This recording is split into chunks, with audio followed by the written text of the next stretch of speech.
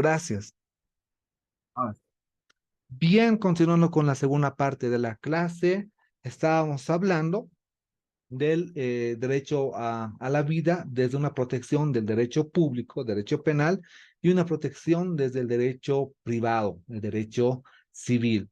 Entonces, cuando hablamos del derecho público, el derecho penal, pues vamos a encontrar esto en el, desde luego, en el Código Penal. Permítanme compartir pantalla y no sé si ahora se puede ver pantalla. Sí, doctor, se mira. Muy bien, muchas gracias. Entonces vamos a revisar que el título en el Código Penal, el título 8, establece delitos contra la vida y la integridad corporal. Aquí manejan de la misma forma que en el Código Civil dos institutos que son protegidos por los derechos humanos. Una cosa es proteger la vida y otra cosa muy diferente es proteger la integridad corporal. Y vemos uno de los artículos que se utilizan con mayor frecuencia en materia penal, seguramente ustedes con su docente de penal lo están revisando, es el famoso homicidio, que es el delito que más se utiliza como ejemplo en los libros de derecho penal. Vean cómo protege en el caso del homicidio, el que matare a otro será sancionado con presidio de 5 a 20 años. Este todavía, no sé si ese código está actualizado, pero hay una sanción. Miren ustedes que el homicidio es sancionado con la privación de libertad.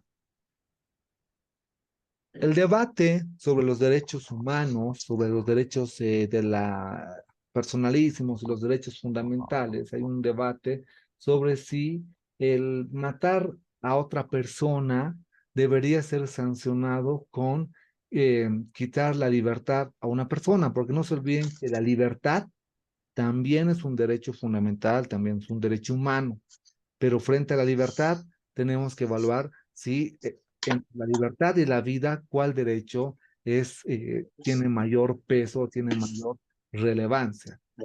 Muchas veces lo que se...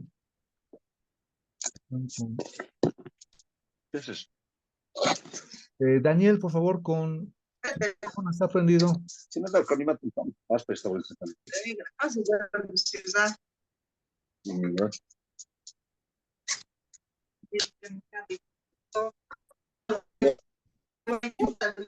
Daniel, por favor, su micrófono está prendido.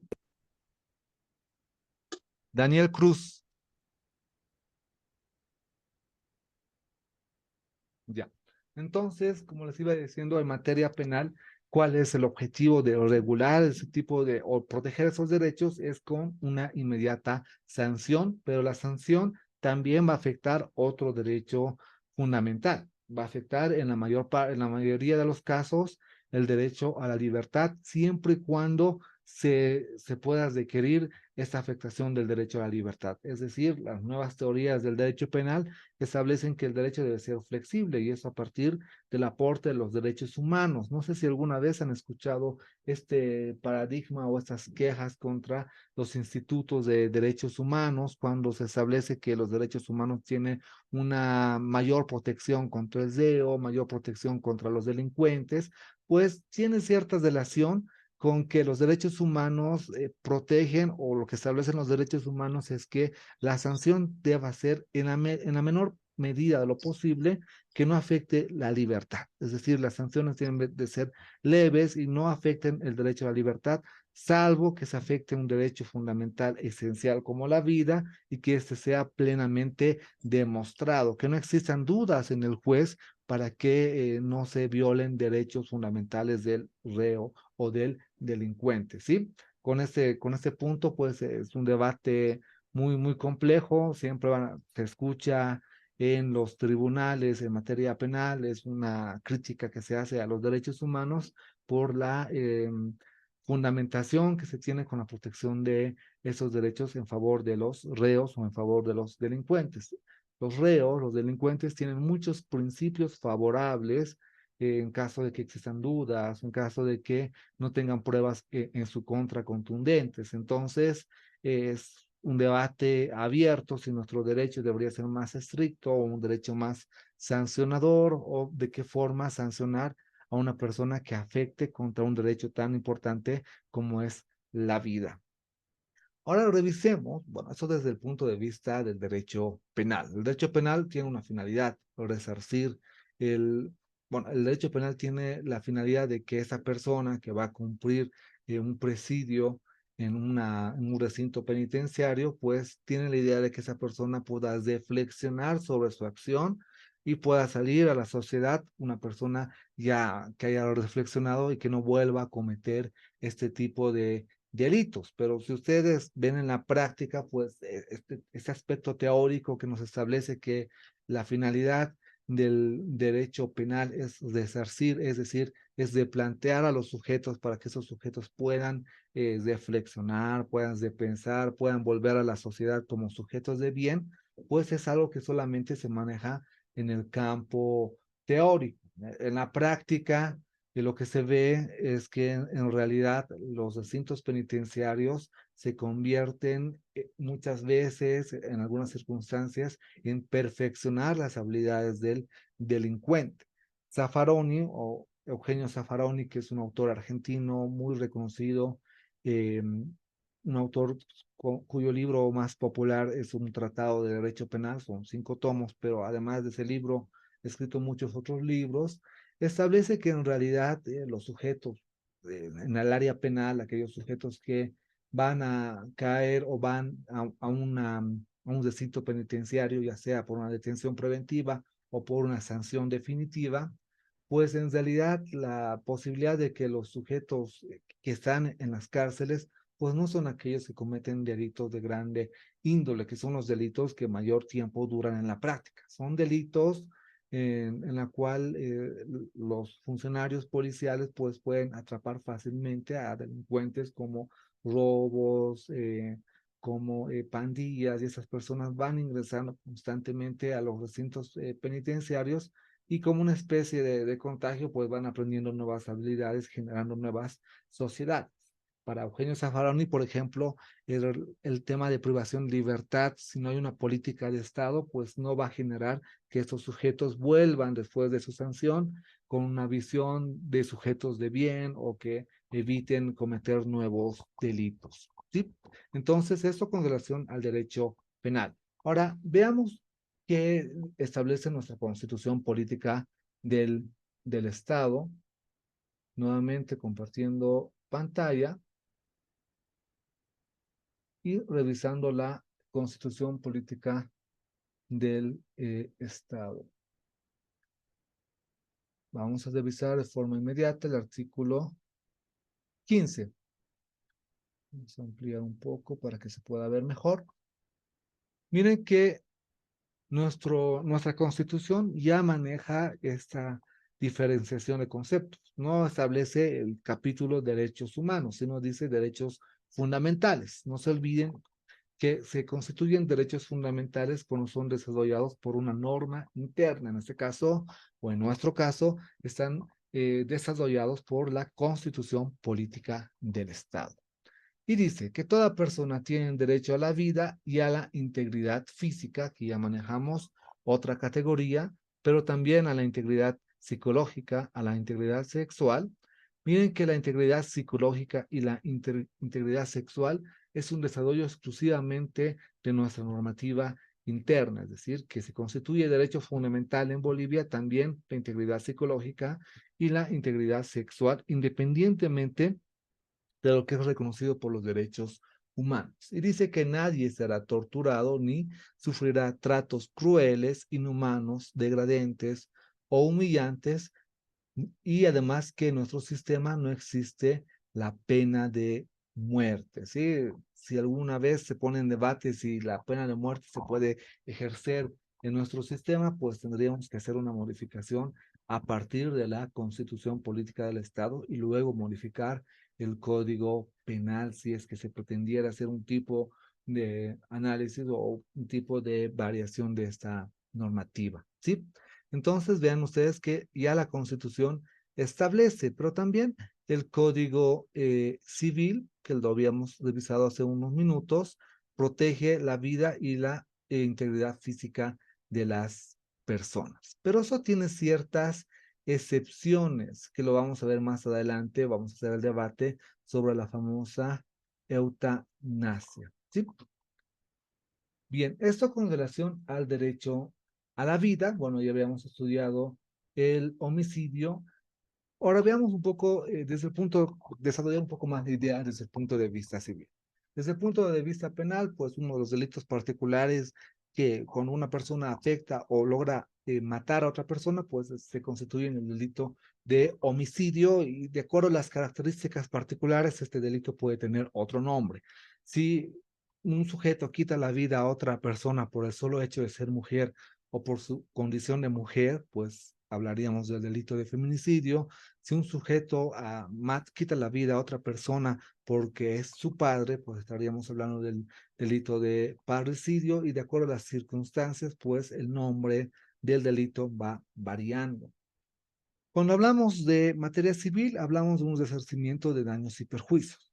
El debate está en que si nosotros podríamos pedir el resarcimiento de los daños y perjuicios con relación a la pérdida de una vida. Muchas veces, no sé si seguramente han de escuchar este caso, en los cuarteles, por la forma de instrucción, por la estructura de cómo se debe instruir a los nuevos soldados, pues ya en varias ocasiones soldados fallecen al momento de prestar su servicio militar.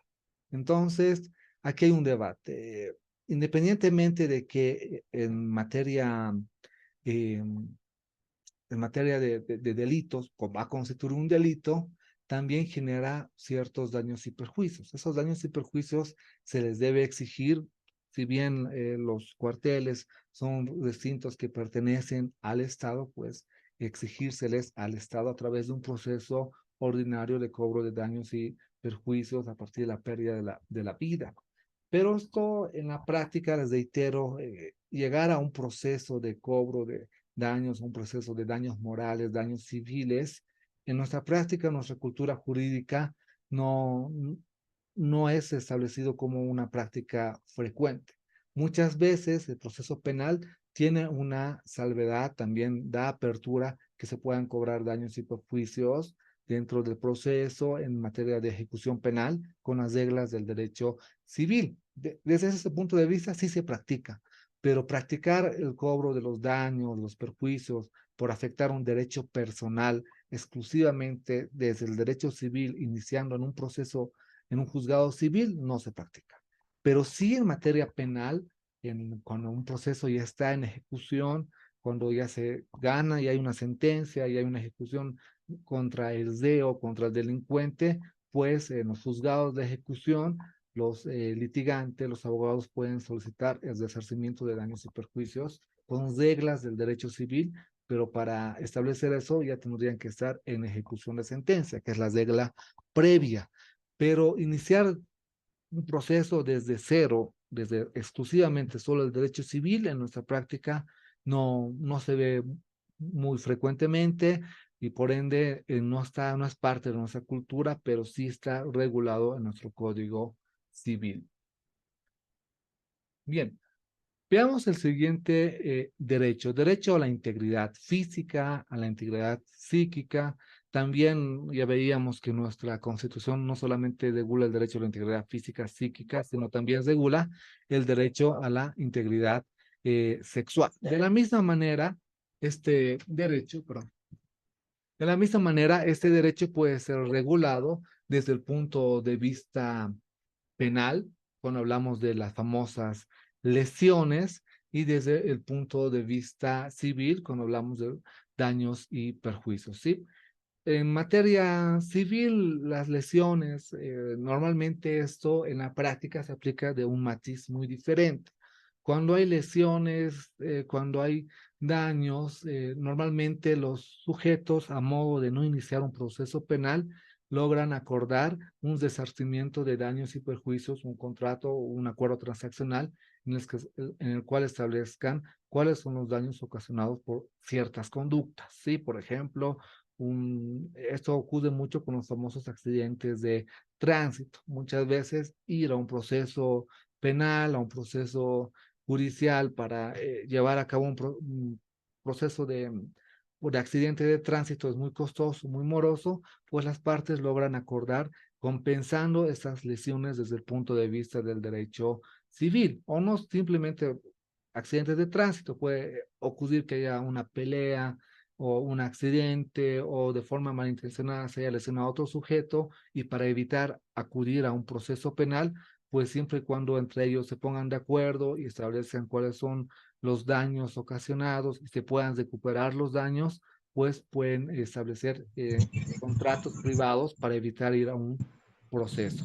Esto en la práctica sí se aplica de esta forma, pero nuestro código no lo establece de esa manera. Nuestro código civil establece que también se deberían iniciar procesos civiles en caso que se quieran cobrar daños, perjuicios, resarcimiento de daños y perjuicios. Sin embargo, en nuestra práctica se ha generado esta nueva cultura, es una cultura que se ha generado a partir de la práctica de los abogados, de las personas, que establecen que es mejor, muchos recomiendan, y es cierto recomendar que para evitar un proceso costoso, abogados y audiencias, en cuanto se puedan resolver lesiones y se puedan pagar con los gastos de las lesiones, pues puede ser una alternativa de solución antes de acudir a un proceso judicial. Y estas reglas para resarcimiento de daños deben ser utilizadas desde la óptica del derecho civil. El derecho civil está encargado de la reparación de daños y perjuicios. Eso es muy importante tenerlo en cuenta. Luego tenemos los derechos a disposición sobre el cuerpo humano. ¿Qué significa los derechos sobre el cuerpo humano? Y aquí ya tenemos un debate muy profundo, porque tendríamos que ver qué disposición podemos tener sobre nuestro propio cuerpo. Y la doctrina establece, hay ciertas partes del cuerpo que se degeneran por sí mismo, el cabello, las uñas, algunas mamás venden cuando están en gestación leche materna, entonces la donación de esperma son aspectos que son pertenecientes al cuerpo humano y que pueden ser transferidos, pero el debate es ese, si estos aspectos de vender el cabello, muchas veces en las peluquerías se encuentran anuncios de que se compra cabellos, y hay personas que tienen el pelo muy largo y empiezan a vender. La pregunta es si esto es legal, está permitido, no está permitido según nuestra legislación. Entonces, revisemos el Código Civil, el artículo 7, que establece que los actos de disposiciones sobre el propio cuerpo, los actos por los cuales una persona dispone sobre todo o parte de su cuerpo, están prohibidos cuando debiendo ejecutarse en vida del donante pueden ocasionar una lesión grave y definitiva a su integridad física o son de otra manera contrarios al orden público o a las buenas costumbres. ¿Sí? Sin embargo, este artículo, si bien nos habla sobre la disposición sobre el propio cuerpo, nos habla también de la donación de órganos. Nosotros tenemos una ley especial que establece cuáles son las reglas de donación de órganos, siempre y cuando esta donación no genere algún daño al propio sujeto. Pero vean ustedes que nuestro sistema habla del término donación, no está hablando de un contrato de compra y venta. Ahora, ustedes se recordarán que en el contexto de la pandemia del COVID, pues cuando esta noticia era popular del plasma y se decía que personas que habían vencido el COVID tenían un plasma que era adecuado para curar a muchas otras personas, se empezó a generar negocios. Las personas han empezado a publicar en las redes sociales, en los medios de prensa, que estaban vendiendo su plasma para salvar la vida a otras personas. Nuestro sistema, el Código Civil, este Código Civil que tenemos es un Código Civil bastante antiguo, mucho más antes de la publicación de la nueva Constitución del 2009, pues establecía que En el caso de que un ser humano quiera donar un órgano, eh, alguna parte de su cuerpo para ayudar a otro, lo tiene que hacer con fines altruistas de colaboración al mismo ser humano, es decir, una colaboración no económica. Y en ese sentido, el Código Civil establece que la única forma de realizarlo es mediante una donación gratuita. En la práctica, las circunstancias, los motivos, las necesidades, pues han, han hecho de que estas circunstancias, si bien muchas veces la formalidad nos piden que se realice un contrato de donación, pues internamente los sujetos hacen acuerdos extra documentales, es decir, acuerdos muy privados, íntimos, donde establecen un precio, normalmente aquellas personas que venden el riñón, aquellas personas que venden sangre, en realidad lo correcto es donar, pero eso ya es un tema sociológico donde si las personas tengan o no que vender sus órganos para lucrar con los mismos. Entonces, desde el punto de vista legalista, pues estos actos de disposición en vida sobre el cuerpo, sobre aquellos aspectos del cuerpo que se pueden desprender, pues en el caso que se puedan permitir, tienen que ser dentro de un contrato o en la formalidad de un contrato de donación y desde ningún punto de vista deben ser lucrativos. Pero ustedes sabrán que esta estructura es económica, es un aspecto sociológico, cultural, que debe ser desde luego estudiado, podría ser un motivo de un ensayo, de un artículo, establecer por qué la donación de órganos no es gratuita como establece el Código Civil y por qué en la práctica sociológica estos establecen que sean eh, monetarias. Laura tiene una pregunta. Doctor, esto no debería ser ilegal poder vender órganos, ya que esto llevaría a la trata o al tráfico de órganos. Muy buena relación, Laura. En realidad, la trata o el tráfico de órganos es un delito que está establecido en el Código Penal. Sin embargo, tenemos una ley de donación de órganos. Es decir, de la forma legal de establecer que un órgano o que una persona pueda donar un órgano frente a otro sujeto es mediante en nuestro sistema la ley de donación de órganos. Por eso se establece una donación de órganos. Es más, la ley es tan flexible con relación a la donación de órganos que un sujeto que haya decidido donar su riñón a otro sujeto y faltando minutos para la cirugía, la operación, se quiera arrepentir, pues el derecho se los permite. Pero siempre en calidad de donación, es decir, en esas circunstancias eh, deben ser en contratos exclusivamente de donación. ¿Sí? Bien, entonces, esto con relación a las donaciones, a los trasplantes. Ahora, otro debate, no solamente están dentro de esto los órganos que se puedan donar, sino también está en discusión el cabello. Ustedes en la práctica pueden ver que hay personas que venden su pelo para las peluquerías, para elaborar pelucas.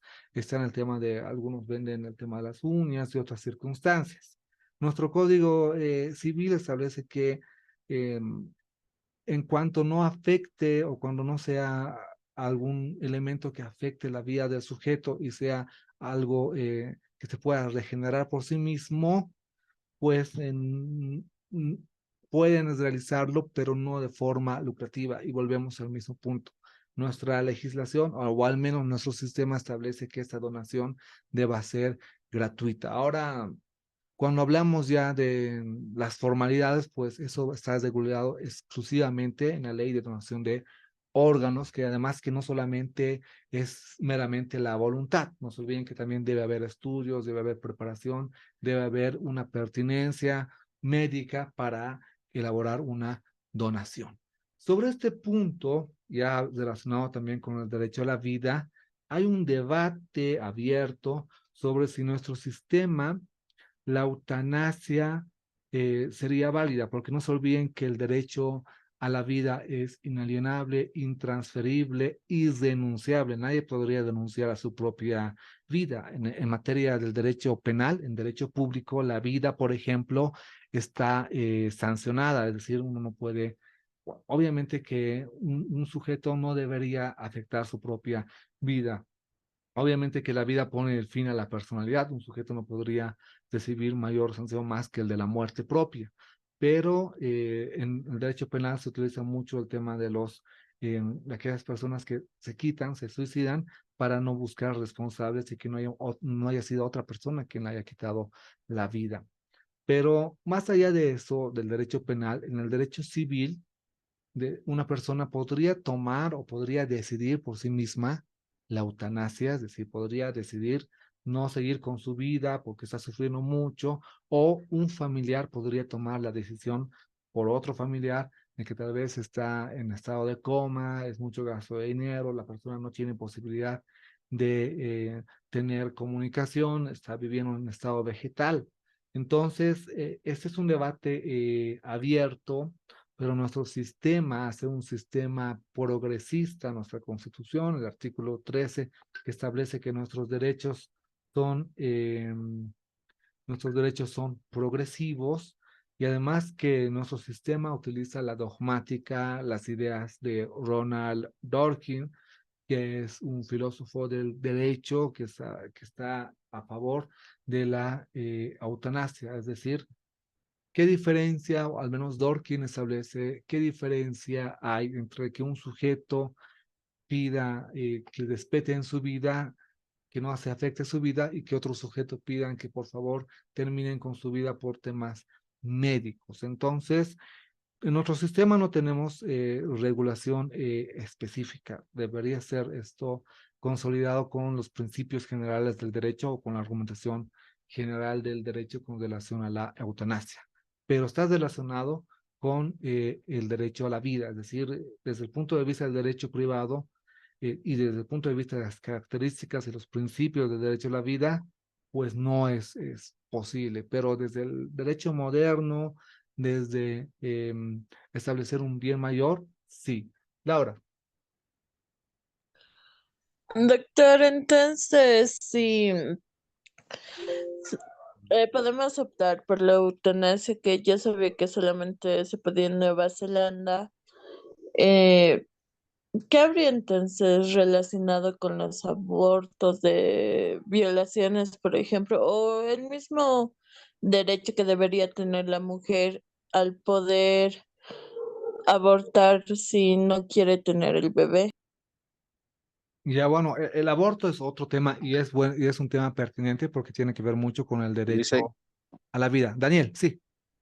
doctor, lo siguiente, eso te decía de las personas que, decía yo trabajo en una institución, en un hospital. Realmente yo veo a muchos pacientes cuando ya tienen un problema, ya digamos una enfermedad terminada, por ejemplo, como el SEA o el cáncer, como se llama. Entonces, dicen, no, yo mi órgano quiero donar o quiero eh, regalar, digamos, a las personas que necesitan, ¿no? Entonces, eso pasa dentro de una institución, doctor, eso le comentaba, ¿no? Como rato decía ustedes, claro, es un derecho de la vida eh, para poder inclusive seguir adelante, doctor. Ah, ya. Qué interesante punto. Vamos a ver, empezar por ese punto. A eso se llaman los actos de disposición sobre el cadáver. Van a encontrar ustedes que hay personas bueno, hay manillas que utilizan para identificarlas, que cuando son personas que si llegan a sufrir algún accidente o llegan a morir, a fallecer, pues estas personas autorizan que sus órganos o parte de su cuerpo puedan ser donadas para que otra persona pueda continuar viviendo. Entonces, aquí entramos a un debate. Cuando una persona muere, no se olviden que los derechos prescriben, los derechos caducan, los derechos terminan con la muerte de las personas. Cuando estábamos estudiando el tema de la muerte, pues decíamos que la muerte pone fin a la personalidad y al poner fin a la personalidad, pone fin a los derechos de la personalidad y a los derechos personalísimos. Por tanto, este cuerpo deja de convertirse, de ser una persona que adquiere derechos y se convierte en una cosa. Es decir, el cadáver se constituye una cosa porque ya no es una persona con vida, sino es una cosa, es un cadáver.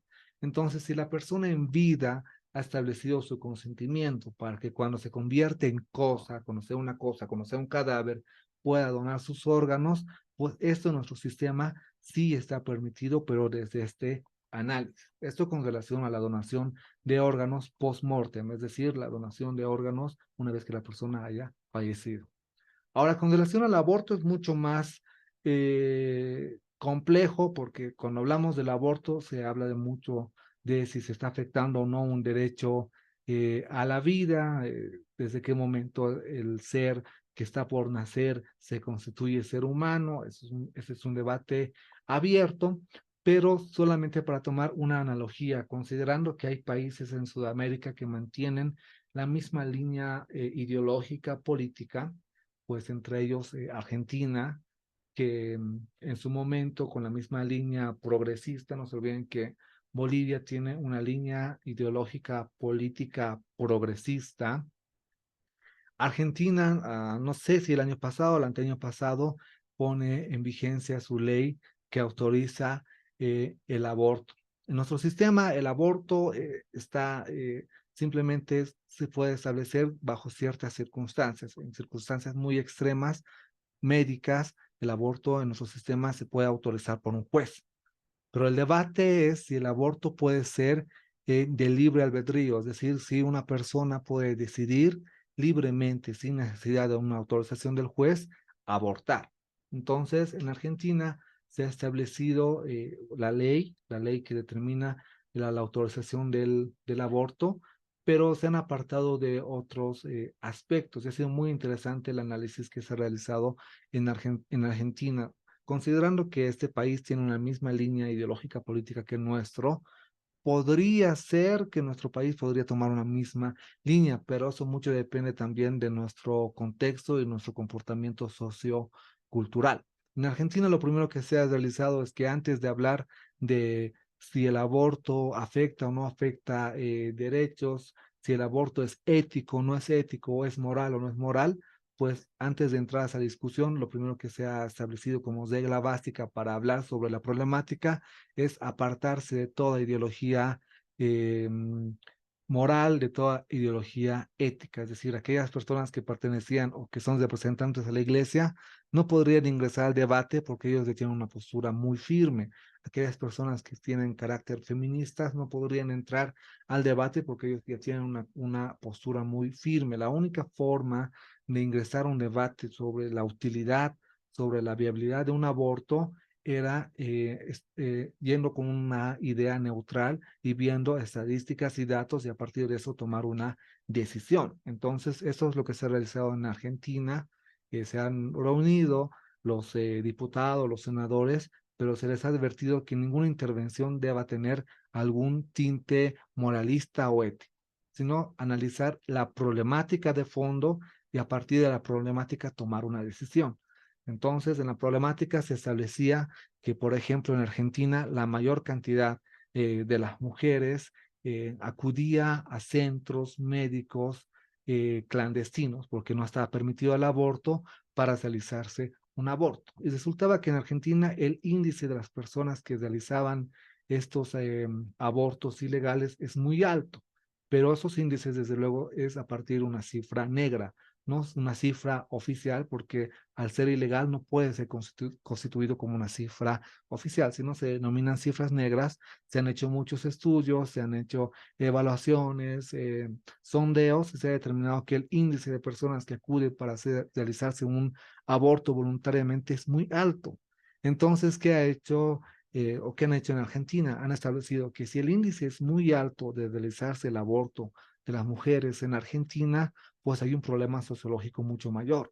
Si nosotros le quitamos la posibilidad o si nosotros pondríamos la legalidad a estos abortos, les daríamos seguridad a estas personas para que se realicen un aborto con todas las medidas de seguridad de estas personas. Entonces aquí, después de hacer este análisis, el primer punto, el primer avance en Argentina ha sido establecer el índice de afectación y se ha establecido que son muchas las mujeres que realizaban abortos clandestinos. Entonces, hay ya una posibilidad de darles legalidad y de darles viabilidad para que realicen abortos, pero con la protección del Estado, con seguridad jurídica y con todas las adecuaciones que deba tener un centro médico. El segundo factor era, y ahí entramos recién al debate técnico-jurídico, que si se autoriza un aborto, ¿qué derechos se estarían afectando? Entonces, se afecta el derecho a la vida de un nuevo ser, pero también si mantendríamos los abortos clandestinos, también se afecta el derecho a la vida de la madre. Entonces, ahí tendríamos que debatir qué es más importante, el derecho de la vida de la madre al acudir a un centro clandestino y poner en riesgo su propia vida, o el derecho a la vida del nuevo ser que está por nacer. Entonces, ahí lo que ha tenido que hacer el Estado de Argentina es hacer una ponderación, ambos sobre el derecho a la vida, pero una es una vida constituida, proyectada, y la otra es una vida que no está constituida y que estaba por constituirse. Entonces, a partir de este análisis se elabora y se pone en vigencia la ley del aborto en Argentina, que permite el aborto legal. Desde luego que tienen reglas estrictas, no se puede realizar el aborto en cualquier momento. Hay ciertos tiempos en los cuales una persona puede decidir abortar libremente y puede acudir a un centro médico, inclusive un centro médico del Estado, para que tenga todas las características de un centro, las características de salubridad en realidad, para que esa persona no ponga en riesgo su vida por una decisión con relación al aborto. Es un debate muy interesante. Surge a partir de un libro de Wilborg, que hace 2 años, no, el año pasado vino a Bolivia a dar una conferencia y en la cual tuvimos la oportunidad de hablar sobre este tema del aborto y por qué en Argentina se había aprobado. Es muy probable que nuestro sistema todavía no se entre un debate de fondo porque al menos en el Oriente tenemos un carácter ético, moral mucho más sólido y no es muy difícil que en Bolivia se pueda plantear la problemática. Pero sí les traigo a colación lo que ha sucedido en Argentina. Esos han sido los argumentos. Bien, tenemos menos de un minuto, así que les mando el link de la última parte de la clase para debatir algunas cosas más y con eso concluiríamos la clase, ¿sí?